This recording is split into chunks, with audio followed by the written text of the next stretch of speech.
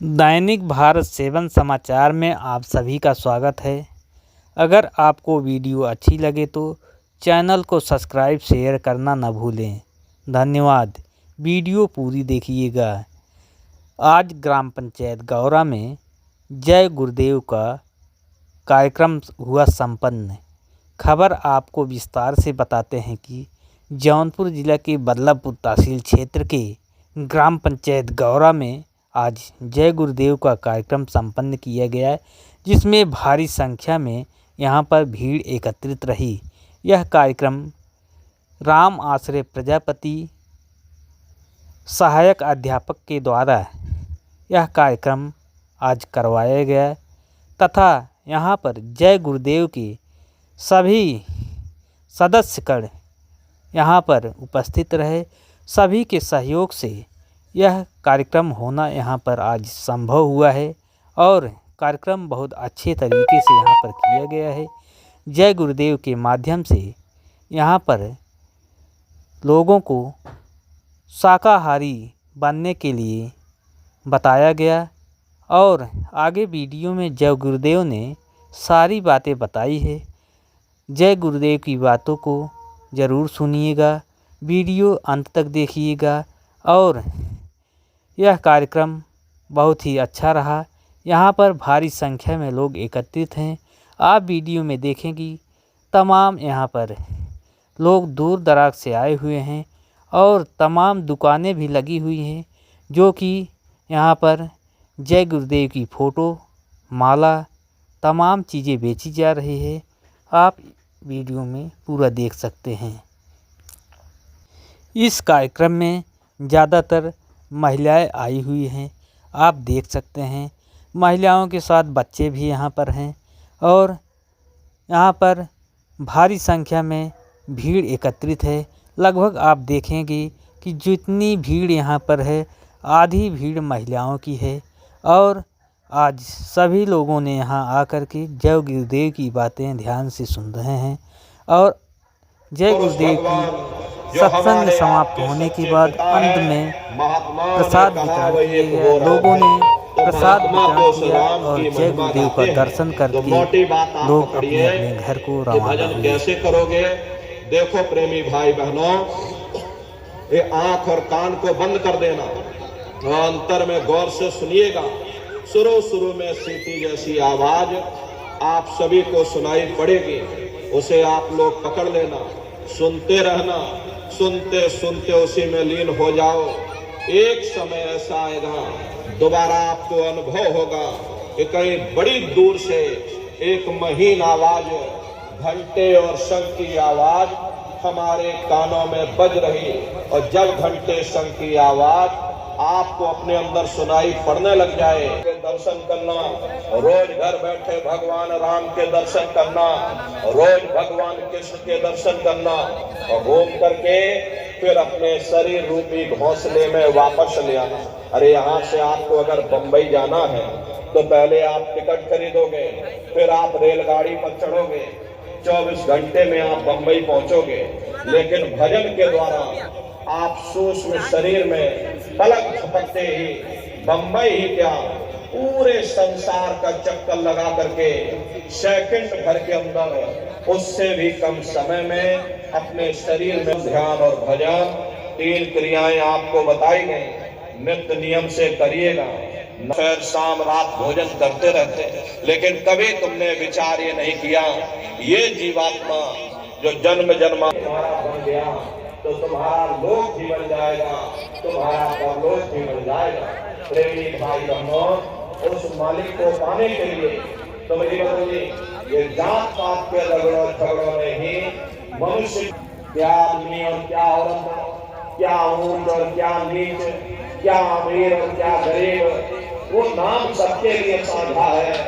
वो हर मनुष्य के अंदर दिन रात गुनकारे दे रहा, वो साधु संतों के अंदर भी गूंजता है, तो वह चोरों ठगों के अंदर भी गूंजता है। यहाँ किसी कौम का सवाल नहीं है, यहाँ किसी ये तुम्हारे अपने नहीं है, ये सिर्फ अरे आपको सच्चा मार्ग, सनातन मार्ग समझाने के लिए इस धराधाम पर शरीर रूप में अवतरित होते हैं। महात्मा कोई जात बिरादरी नहीं देखते, महात्मा कोई ऊंच नीच कोई भेदभाव पैदा नहीं करते। अगर महात्माओं ने भेदभाव किया होता तो देखो भगवान राम जंगलों में रहने वाली आदिवासी महिला सबरी का जूठा बेर भगवान राम नहीं खाते।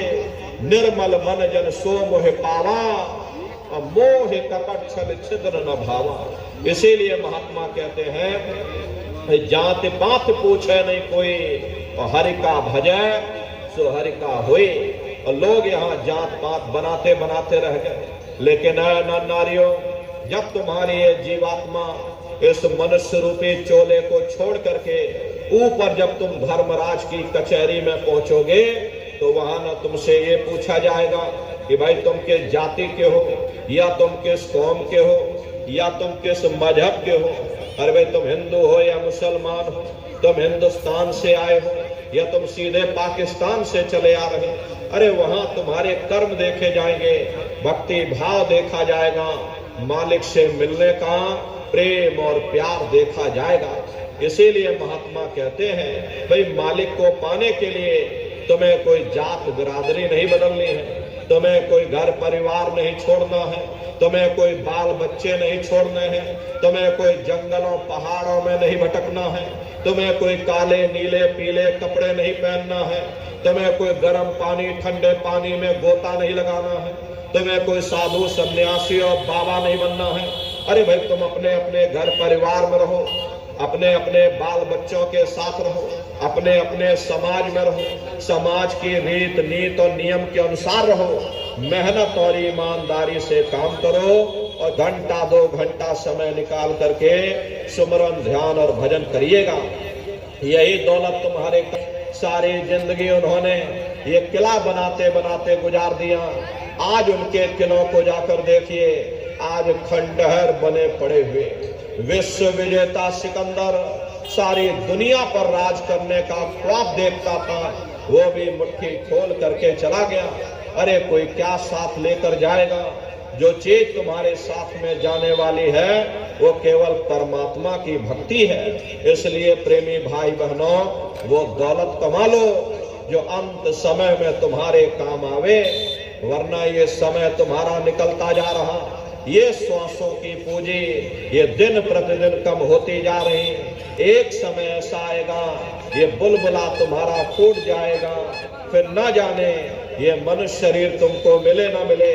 अरे तुम भटकते रह जाओगे युगों युगों के लिए उन नरकों और चौरासियों में। इसलिए प्रेमी भाई बहनों, अहो भाग्य है आपका, आपको ये मनुष्य शरीर मिल गया, आपको ये मौका मिल गया है। इस मौके का लाभ उठाओ, मनुष्य रूपी मंदिर में बैठ करके वो आत्मधन कमा लो, वो खजाना कमा लो जिससे तुम्हारी जीवात्मा का कल्याण हो जावे।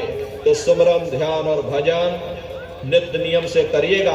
और देखो प्रेमी भाई बहनों, हमारी आपसे अंतिम प्रार्थना है कि आप सभी लोग शाकाहारी रहिएगा, क्योंकि हमारे गुरु महाराज ने शाकाहार पर विशेष जोर देते थे कि बच्चे बच्चियों तुम लोग शाकाहारी रहना, शाकाहार का। प्रेमी भाई बहनों, परिवर्तन कोई कानून बनाने से नहीं होगा, परिवर्तन कोई आंदोलन करने से नहीं होगा, परिवर्तन कोई तोड़फोड़ करने से नहीं होगा। परिवर्तन तब होगा जब लोगों के विचार बदलेंगे, लोगों की भावनाएं बदलेंगे। और विचार जब बदलेंगे जब लोगों का खान पान शुद्ध होगा। देसी कहावत है, जैसा खाए अन्न वैसा होए मन। जब इंसान पशुव्रती भोजन करेगा तो उसकी बुद्धि, बहन बेटी की पहचान खत्म हो जाए। उस शराब को पी करके यह कैसे पता चलेगा कि क्या अच्छा और क्या बुरा है? यही कारण है कि आज घर समाज में ये दुनिया भर के अत्याचार और दुनिया भर के व्यभिचार फैले हुए हैं। अरे हम लोग देखिए मंदिर बनवाते हैं, उन मंदिरों में नहा के रहने की जगह है, हमको नहा धो करके जाना चाहिए, फूल अगरबत्ती ले जाना चाहिए। कोई उन मंदिरों में कूड़ा कचरा नहीं डालता। अगर तुम कूड़ा कचरा डालोगे तो आपस में लाठियां चल जाएंगी। फिर ये जो हरि मंदिर है, ये पंच भौतिक शरीर जिसे महात्माओं ने हरि मंदिर कहा, अरे इसमें तुम हाड़ मांस के लोथड़े डालते हो, इसमें तुम शराब के कतरे डालते हो, इसमें तुम मुर्गा मुर्गी काट करके डाल रहे हैं, इसमें तुम मांस मछली काट करके डाल रहे हैं। अपने बनाए हुए और परमात्मा के बनाए हुए इस मानव मंदिर को तुमने जीते जी कब्रिस्तान बना दिया तो सख्त सजा मिलेगी। महात्माओं ने लिखा है कि तिल भर मच्छी खाई के कोट गऊ दे दान, काशी करवट जा मरे निश्चय नरक निदान। यदि तिल भर भी मच्छी खा करके फिर चाहे कोट गऊओं का तुम दान करो और काशी में जाकर के और मत्था रगड़ते रगड़ते अपनी पूरी जिंदगी वहां पर गुजार दो, फिर भी तुमको तुम्हारे गुनाहों की सजा मिलेगी, कोई बच नहीं सकता। क्योंकि ये कर्म भूमि है, यहाँ तुम जैसा कर्म करोगे वैसा फल तुमको मिलेगा। बाली कृष्ण अवतार में बहेलिया बन करके आ गया, कृष्ण भगवान के पैरों में पद्म चमकता था, हिरण की आंख समझ करके बहेलिया ने निशाना मार दिया और जब पास में आकर के देखा कृष्ण भगवान थे, अफसोस करने लगे। लेकिन कृष्ण भगवान ने उसको समझाया कि भाई इसमें तुम्हारा कोई दोष नहीं, उस समय हमने तुमको मारा, आज तुमने हमको मार दिया, हमारा तुम्हारा अदला बदला पूरा हो गया। कर्म प्रधान राखा, जो जस करे सो तस फल चाखा। ये कर्मों का ऐसा देश है, यहाँ तुम जैसे बीज बोगे वैसे ही फसल काटोगे। इसलिए प्रेमी भाई बहनों, हमारी आपसे प्रार्थना है कि आप सभी लोग शाकाहारी रहिएगा। अरे तरह तरह की बीमारियां जो आज के समय में फैल रही हैं, इसका मुख्य कारण एक ही है, लोगों का खान पान गंदा हो गया। अरे आप सभी लोग बुद्धिमान हो, पढ़े लिखे लोग हो, अपनी अपनी बुद्धि से जरा विचार करिए। जब इंसानों के खून में जानवरों का खून मिल जाएगा, इंसानों के अंदर जब जानवरों के कीटाणु पहुंच जाए, जानवरों की दवा काम में आएगी, न इंसानों की दवा काम में आएगी, तो परिणाम क्या होगा? ऐसी महामारियां फैलेंगी। अभी कोरोना जैसी महामारी आई, पूरा विश्व तबाह हो गया, लोग अपने अपने घरों में कैद हो गए। क्या नहीं, न जाने कितने घर परिवार उजड़ गए, न जाने कितनी लाशें बह गईं, न जाने कितने बच्चे अनाथ हो गए, न जाने कितनी माताएं विधवा हो गईं। लाखों लाख रुपया लेकर के लोग अस्पतालों के चक्कर काटते रह गए, एक ऑक्सीजन का सिलेंडर नसीब नहीं हुआ। अरे कारण क्या है?